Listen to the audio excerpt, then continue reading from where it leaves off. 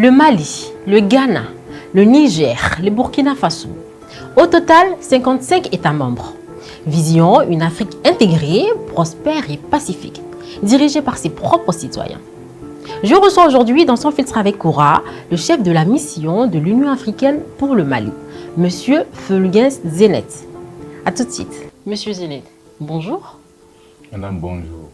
Je suis ravie de vous recevoir sur le plateau de son filtre avec Koura et je vous remercie d'avoir répondu favorablement à notre invitation. Merci. Je vous en prie. Pour l'invitation. Je vous en prie. C'était un plaisir d'être là avec vous. Le plaisir est partagé. Monsieur Zenet, pourriez-vous nous dire qui est Monsieur Fulgens Zenet derrière le titre officiel? Fulgens Zenet est le quatrième enfant d'une famille de 5. Il est marié, papa d'une adorable fille. Il est juriste de formation. Et depuis combien d'années? Depuis 12 ans, il est ici au Mali. Il faut dire que j'ai travaillé déjà pour les Nations Unies et pour l'Union africaine. Pour l'Union africaine, je suis arrivé au Mali le 4 juillet 2013 comme coordonnateur de la composante droits de l'homme. Ensuite, j'ai dirigé la division politique de la mission. Le feu président Bouya m'avait nommé comme conseiller spécial. Après sa démission, j'ai assuré l'intérim pendant 10 mois. Ensuite, l'ambassadeur Sidikou a pris la tête de la MISAEL. 2 ans après, il a démissionné. Et pendant 2 ans, j'ai assuré l'intérim. Donc, je suis chef de mission par intérim de la mission de l'Union africaine pour le Mali et le Sahel. Voilà de façon ramassée ce que je puis dire concernant un peu mon parcours. Mais il faut me dire que je suis très engagé sur le terrain des droits de l'homme. Pendant longtemps, j'ai œuvré comme secrétaire général d'une organisation nationale de promotion et de protection des droits humains. D'accord. Ça m'a permis de faire la Laquelle? connaissance. Observatoire centrafricain des droits de l'homme. D'accord. Donc ça m'a permis de tisser des liens avec plein d'amis. Ok. Avant, jeune étudiant, le Mali m'avait séduit par un des brillants avocats. Il n'est plus de ce monde, mais ça c'est des aînés, c'est des gens qui nous ont marqués par la lutte qu'ils menaient pour que le Mali retrouve sa fierté, sa dignité. Et donc ça m'a beaucoup marqué. Et quand j'ai eu l'opportunité de venir ici, j'ai dit ça, je n'hésiterai pas. Voilà. On peut avoir le nom de cette personnalité-là? C'est qui? Vous dites qu'il n'est plus... Maître Demba. Maître Demba. Ça, c'est quelqu'un qui m'a fortement marqué. N'est-ce pas? Oui. D'accord. Alors, justement, j'ai envie de vous demander, y avait-il des motivations qui vous ont poussé à intégrer l'Union africaine ou c'était une opportunité professionnelle que vous avez saisie? Non, je voulais être pionnier d'une initiative africaine. D'accord. Parce que, qu'est-ce que j'entends par là? Quand on parle de droits de l'homme, généralement, c'est dans les missions des Nations Unies. Ce n'est pas dans les missions de l'Union africaine. La première expérience de l'Union africaine dans le domaine des droits de l'homme, c'est au Mali. Donc, en 2012, lorsqu'il y a eu la crise, l'Union africaine a décidé d'avoir une présence en termes de droits de l'homme ici au Mali pendant la période de la MISMA. La MISMA, c'est la mission internationale de soutien au Mali sous conduite africaine. À l'époque, il y avait l'Union africaine, les Nations unies, la CEDEAO, tout ça chapeauté par le président Pierre Buyoya. Et donc, quand on a dit qu'il devrait avoir une composante droits de l'homme, j'ai dit, voilà une opportunité. Je veux être parmi les pionniers pour parler droits de l'homme en tant qu'Africain à mes frères africains, pour être sur le terrain, parce qu'on a écouté plein de choses ce qui se passait dans le nord, etc., etc. Nous étions venus, on a sillonné le nord. Je pense que je garde de très bons souvenirs aussi, des moments assez extraordinaires. Par exemple, à Kidal, j'ai passé 4 nuits à la Belle Étoile, sur une natte, n'est-ce pas? sur le sable, parce qu'à l'époque, il n'y avait pas d'hôtel. Donc, on n'avait aucun endroit où aller dormir normalement. Donc, ça, pour moi, ça, c'est des choses très, très encourageantes. Pour moi, c'est des choses qui marquent positivement. Parce que je n'étais pas seul dans cette expérience. J'ai même vu un officier supérieur malien qui vivait dans des conditions difficiles. Je pense que c'était le gouverneur de Kidal à l'époque, le colonel Kamisoko, si la mémoire ne me trahit pas. D'accord. J'ai vu cet aîné-là, j'ai échangé avec lui, j'ai dit, voilà des gens qui nous marquent positivement et moi je m'accroche. Même si les conditions sont rudes, je préfère vivre cette expérience-là. Je ne suis pas du Sahel, je ne suis pas habitué au désert, mais très vite, vous êtes adapté. Je me suis adapté. Et chaque fois que je pars en vacances, je dis à mes frères, moi je rentre chez moi. Et je dis, chez toi là, c'est où? Voilà. Au nord. Du coup, vous êtes un grand philanthrope, monsieur Zinette. Pas véritablement, mais je pense que servir les autres, se battre pour la dignité des autres, pour les droits, la reconnaissance et la protection des droits des autres, ça me paraît quelque chose de très noble qu'il ne faudrait pas négliger. C'est très gratifiant, effectivement. Voilà. Je suis d'accord avec vous, parfaitement d'accord avec vous. Alors, d'ailleurs, je ne sais pas si c'est l'expérience la plus marquante de votre carrière. Sinon, moi, j'allais vous poser la question de savoir quelle est l'expérience, d'ailleurs, du coup, la plus marquante de votre carrière, jusqu'au jour d'aujourd'hui. Non, j'ai connu plein de situations assez bizarres. Mais partagez avec nous, partagez. Par exemple, en 80, ça, c'était pas ici. D'accord. C'était en 2007. 2007. On est resté cloîtré au bureau pendant 1 mois. 1 mois? 1 mois. Okay. On dormait tous au bureau. Ça n'a pas duré. Et je crois que j'ai fait encore un mois et demi. J'ai pas saisi. Vous étiez cloîtré au bureau, pourquoi? En fait, il y avait des menaces sur la ville. On a demandé à tous les staffs des Nations Unies de se réunir dans un lieu pour une éventuelle évacuation. Et donc, nous, on était restés dans cette situation-là. Vous levez le matin, vous voyez vos effets personnels, vous travaillez dans ces conditions-là. On se dit, 15 kilos de bagages prêts, à tout moment, vous pouvez partir. Ça encore, ça c'était à Mbujimaï, à Beni, dans le Nord Kivu aussi, lorsque Kunda Batouare menaçait de prendre la ville de Goma et tout. On était aussi dans cette situation assez stressante, assez gênante. Mais bon, on a continué à travailler et souvent j'en parle pour rire. Et ça, c'est des choses assez intéressantes aussi qu'on de temps en temps on raconte à ceux qui pensent que ceux-là qui sont dans des grosses voitures ne vivent que le luxe. C'est ça, c'est ça. Il y a des moments où on traverse des pires périodes, des moments assez difficiles. Je me souviens quand je suis arrivé en RDC, dans le Nord Kivu, en tant que d'abord volontaire des Nations Unies et puis professionnel, ça tirait de partout. Tout le temps, la ville de Beni était à l'honneur. On parlait que de Beni dans les infos. Et ma fille me disait, mais papa, tu fais quoi là-bas? Quand vous avez ce genre de messages dans vos oreilles, ça ne reste que dans les oreilles, ça sonne dans la tête constamment. Vous faites quoi là-bas? Vous faites quoi là-bas? Je travaille pour les autres. Je travaille pour moi, je travaille pour les autres aussi.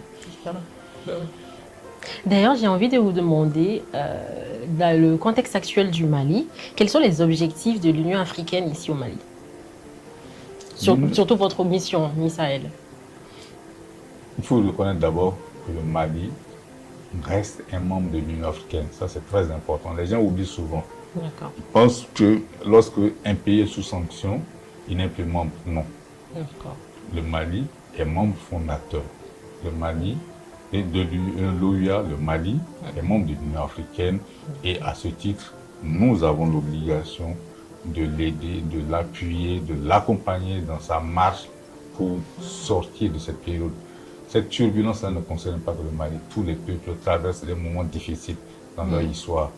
Et ils savent trouver les ressorts nécessaires. Ça, c'est le président Moussa Traoré qui disait que le peuple malien a du ressort.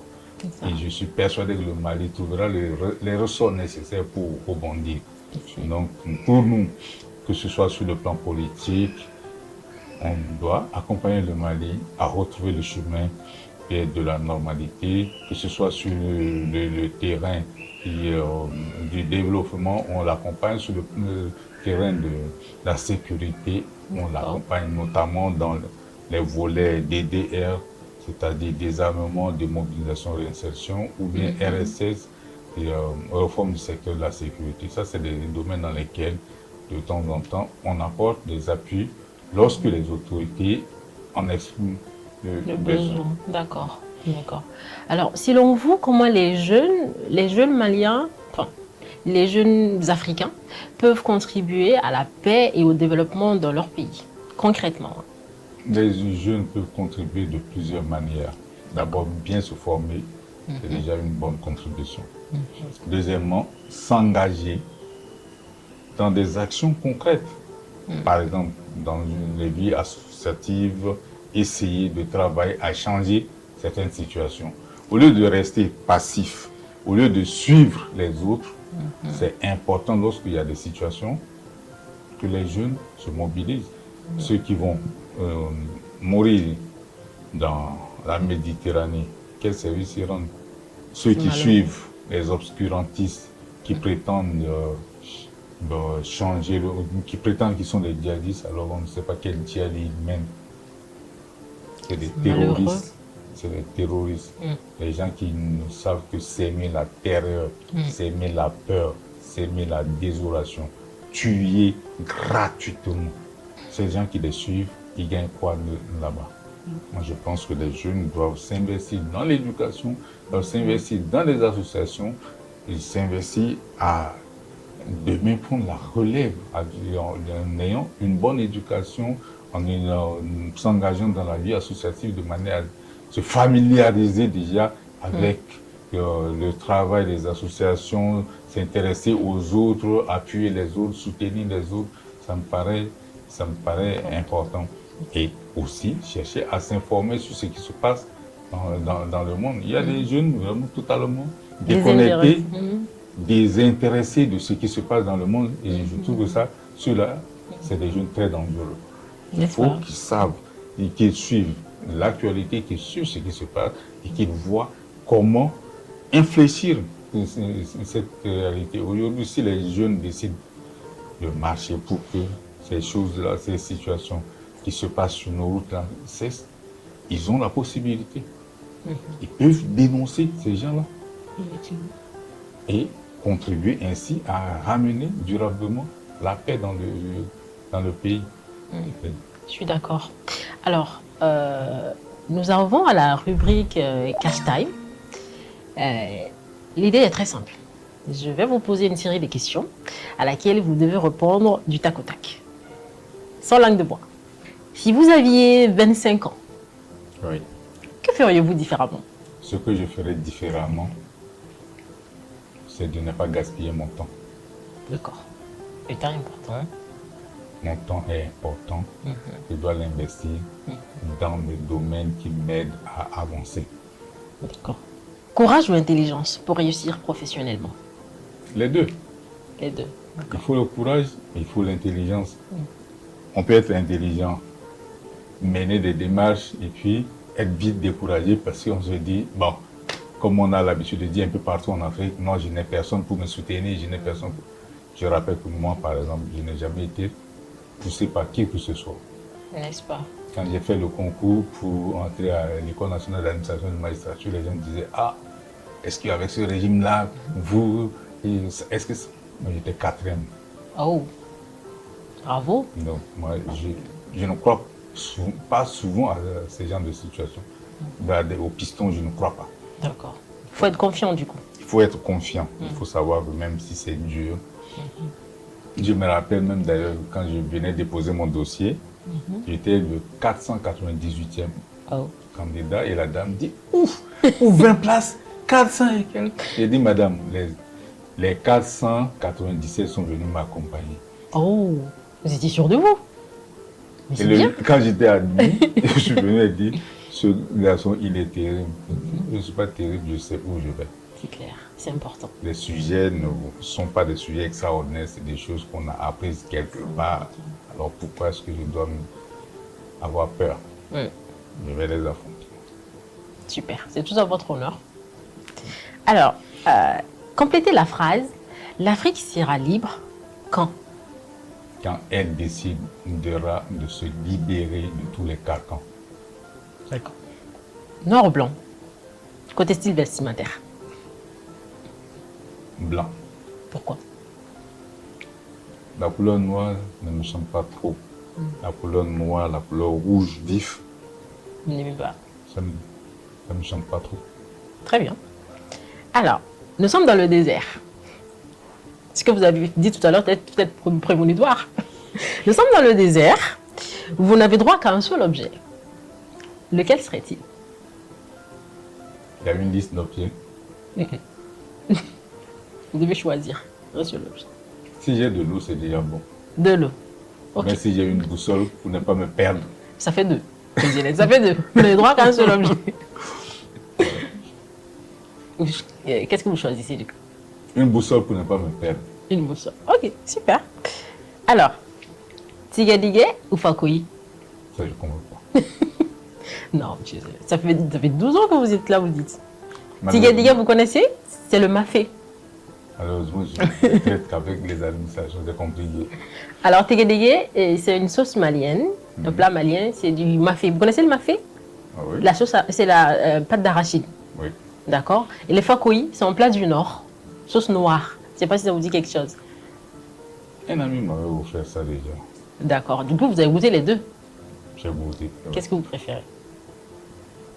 Le, Fakoyi. D'accord, c'est le Nord qui gagne. Alors, un mot en bambara. un mot en bambara. Intié, moi je savais déjà avant de mettre pied au Mali. Inintié, ça veut dire quoi? Merci. Merci, bravo, bravo. Alors, enfin, qu'est-ce que vous aimeriez que les Maliens retiennent de votre passage ici au Mali? J'ai une devise simple. Oui. Ma devise est tirée de Saint-Exupéry. Être pour les autres un chemin qu'on utilise, mais qu'on oublie. D'accord. Je ne demande pas que les gens s'apitoient sur moi, je ne demande pas que les gens m'encensent. Je demande simplement que les gens comprennent que quelque part, il y a eu des gens qui se sont sacrifiés aussi pour travailler ici. Quand je parle avec vous, je vois par exemple l'image de quelqu'un comme le président Bouyoya dans les tanks à Kidal. Oui. Au moment où les gens n'aimaient pas y aller, on était parti. Donc je nous vois un peu dans ces conditions-là et puis je me dis, c'est une expérience qui méritait la peine d'être vécue. D'accord. Alors, nous aimons finir dans Saint-Fitra et Koura avec une pensée forte, une punchline. Et Monsieur Zenet, c'est à vous, lâchez-vous. Je souhaite que le Mali de Sundiata, le Mali de Modibo Keïta, le Mali du grand soldat de la démocratie, ATT, se réveille. J'ai oublié de vous dire que ATT, c'est l'un des meilleurs centrafricains. Oh! S'il était candidat en Centrafrique, il allait battre tout le monde. Ah oui? Parce que ATT a géré la crise centrafricaine. D'accord. Il a piloté la MISAB, la mission internationale de suivi des accords de Bangui. D'accord. Et il est très populaire là-bas. Même les petits-enfants écrivent derrière leur dos ATT, ATT. C'est vrai ça? Ça, je vous le dis. D'accord. Vous apprenez quelque chose. ATT était très, très populaire. Je dis était pourquoi. Il est toujours resté très populaire en Centrafrique. et très courageux. N'est-ce pas? Courageux en ce sens que ça, on ne m'a pas raconté. D'accord. J'étais aux Nations Unies comme staff national. D'accord. ATT est venu, ça tirait de partout. Mm. Ça tirait de partout. Il y avait une partie de l'armée qui s'est mutinée contre le pouvoir et il fallait les concilier. C'était pas facile. ATT vient dans la voiture, il décide d'aller à la rencontre des mutins. Wow. Quand il est arrivé à un niveau, le chauffeur commençait à trembloter de tous ses membres. ATT est sorti de la voiture, il marchait gaillardement, en bon militaire. Il faut aller là-bas. Les tirs ont cessé immédiatement. Dis donc. Il est parti les rencontrer, ils ont discuté. Pendant tout son séjour, on n'a même pas entendu un coup de feu. Waouh, waouh. À l'époque, le représentant du secrétaire général des Nations Unies, c'était Lamine Cissé, le général Lamine Cissé. Oui. C'est grâce à ATT que les Centrafricains qui avaient eu peur, qui étaient réfugiés dans les ambassades, ont commencé à sortir. Oui. Donc pour moi, c'est quelqu'un qui m'a marqué. Et quand j'ai eu l'occasion de venir ici, n'est-ce pas? J'ai sauté. C'est vrai qu'ATT, c'est quelqu'un de très conciliant. C'est quelqu'un qui œuvrait beaucoup pour la paix. Il était beaucoup pour la paix. Je suis allé à Mopti. J'ai accompagné le président Bouyoya dans une réunion, dans sa tournée habituelle des zones. Et puis après, on quitte. Le directeur régional de l'ORTM vient me dire il souhaiterait avoir une interview du président Bouyoya. D'accord. Je dis, il n'y a pas de problème, je l'appelle, je l'approche, je lui explique. Il dit, non, non, ok, on peut aller. On va, on sort. Et moi, j'étais impressionné par l'endroit. C'était très vaste. ORTM Mopti, c'est vaste et tout. Oui, oui. Le président Bouyoya regarde et dit, ATT, c'est un fin stratège. Est-ce que vous savez qu'il est de la région? Je dis, oui, j'ai appris. Et vous voyez où il a mis ORTM? C'est comme si quelque chose me tombait des yeux. C'est au milieu, ce n'est pas à Sévaré, ce n'est pas à Mopti, c'est au milieu. Pour ne pas avoir de problèmes. Allez. Donc, ça aussi, ça c'est des choses apparemment simples. Aujourd'hui, quand les gens passent ici, ils ne s'en rendent même pas compte. Mais c'est réfléchi. Le choix n'était pas anodin. C'est ça. Très réfléchi. Un grand homme. Un grand homme a été paix à son âme. Ouais. Moi, j'étais content de l'hommage que les Maliens lui ont rendu. Il le méritait. Si. Je suis d'accord avec vous. Monsieur Zenet, j'étais ravie de vous avoir sur le plateau des Sans Filtre avec Koura. Malheureusement, c'est la fin de l'émission. Le plaisir pour moi, mais je pense que ce n'est que partie remise. Inch'Allah. C'est la fin de l'émission. En tout cas, merci d'avoir répondu à notre appel et au revoir.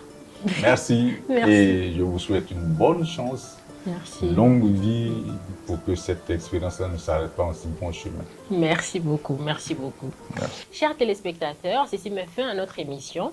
Merci de nous avoir suivis. Au revoir.